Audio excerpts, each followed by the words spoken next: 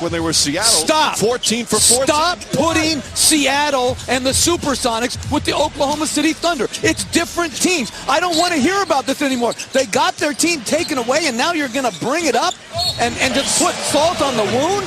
Will you stop yelling at me? No. Stop with this franchise. It's not the franchise. It's our desire to have the Sonics and Storm remain in Seattle. Sonics, Storm, and Seattle are synonymous. And we have great respect for history. The Oklahoma City Thunder, founded in 1967 as the Seattle Supersonics. What happened to this once promising franchise? As of writing this feature, the Oklahoma City Thunder are 9-19 in the 21-22 season and are having their worst winning percentage since 08-09, when the team controversially moved from Seattle in this season and last season, where they were even worse, totaling just 22 games, losing 50. In total, the franchise since the move has won 613 games and lost 445 for a win percentage of 57% in 14 seasons. Previously in Seattle, 1,745 wins compared to 1,585 losses, 52% over 41 seasons. This percentage is good for top 5 in NBA history.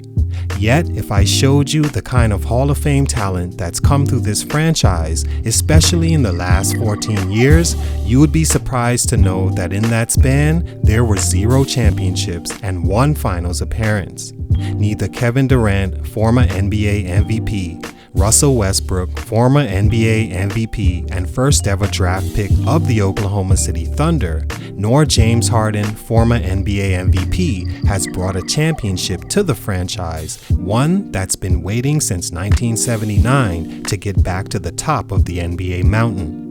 Then fill in future Hall of Famers and stars that has passed through like Chris Paul, Carmelo Anthony, Ray Allen, Rashard Lewis, Paul George, and historic figures like Shawn, Kemp, and Gary Payton. For a team that's never been the biggest or most attractive market, that's a lot of talent not to produce a single championship. So what went wrong? Like mentioned, they're having their worst 2 seasons of the last 10 years, and as far as this decade, aren't getting off to a promising start. Their franchise player right now is a 23-year-old, barely averaging more than 20 points a game and isn't very efficient shooting the ball currently, having his lowest shooting percentages of his career, and is the only player on the team that looks to have franchise player promise. Here's what stunted the growth of the Sonics/Thunder, making them one of the more disappointing franchises in history. Let's talk about it. It's your boy JC, Stunted Growth. Let's get it, man.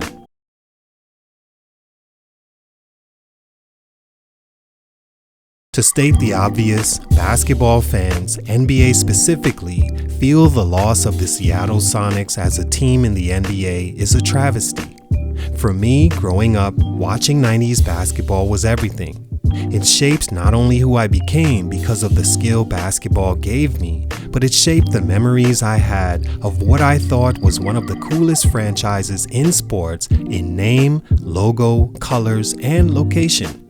I mean, is there a better, more fitting sports name than the Sonics?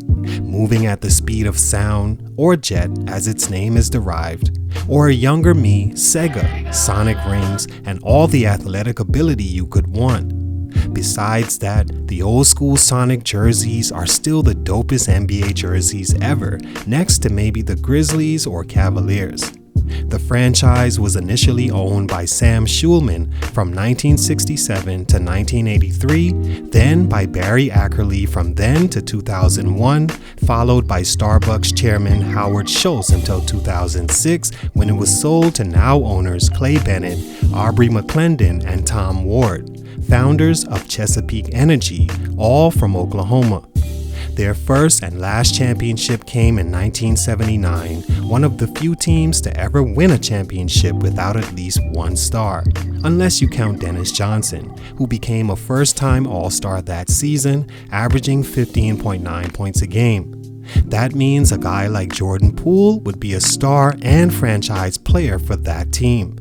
The Sonics leaving Seattle was met with sadness, resentment, and harsh criticism by fans and seen as one of the great losses of the NBA under David Stern. The way it was lost, though, left a stain in its wake forever. Stunt number 1, bought by bias. If a commitment for a new building is not realized, then we will evaluate our options, which will include relocation. The Seattle Sonics and the city of Seattle were a match made in sports heaven initially, as the city and the team grew from humble beginnings to progressing each year until they finally won in 1979.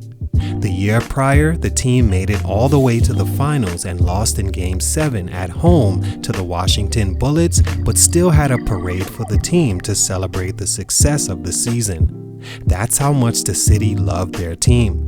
They beat them next year and could celebrate a championship for real this time. They were a rising team and even setting records for attendance following. The team would experience a drought from the 80-81 season to 1989 of significant wins and playoff achievement until they drafted Shawn Kemp that year and Gary Payton in the year following. Together, the two led the Sonics in their most exciting stretch of basketball with their high-flying dunks and fast break plays, along with all-time great passing and defense led by Gary Payton. During the mid-90s, the Sonics became a viable contender in the league behind their biggest names to that point, and if not for Michael Jordan's ahead-of-its-time play, and some would say the NBA's love for MJ, not to mention losing Shawn Kemp in '97, the prime of he and Payton's time together, the Sonics would have won at least one championship in that span, but remain one of the more disappointing spans in NBA history for coming up short. The Sonics began to notice that playing in Seattle, more specifically its key arena, was not making enough money to justify staying. If they sold out every game in a season, they would still be top 5 lowest earners as a franchise, particularly because the facility was just not up to par. The team were also struggling to make progress as a playoff team since they last made the finals and getting worse year by year.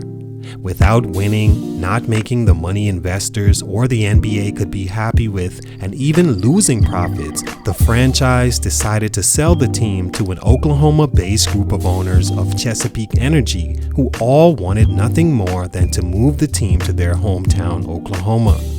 Upon gaining ownership, the Chesapeake Group immediately made plans to move the team, even though under contract, and lied about it to David Stern, who wound up fining ownership $250,000 for it, which was paid and the franchise snatched from Seattle for a move to Oklahoma City, where new hometown ownership had in mind all along.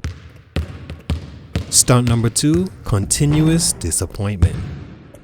Another important growth stunt of the franchise was the continuous disappointment it experienced going all the way back to the Kemp Payton days, losing in 95-96. Fast forward to the years after drafting Kevin Durant number 2 overall in 2007 and Russell Westbrook in 2008, the now Oklahoma City Thunder has not had a losing season from 2009 to 2010 until last year.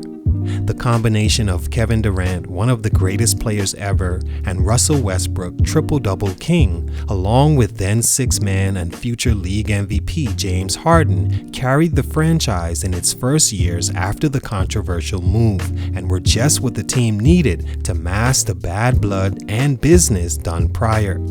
But year after year, the team lost, including beaten 4-1 in the finals in 2012, giving LeBron his first championship. Their biggest and most infamous, though, was blowing a 3-1 lead against the Golden State Warriors in 2016, losing in Game 7, then losing Kevin Durant months later.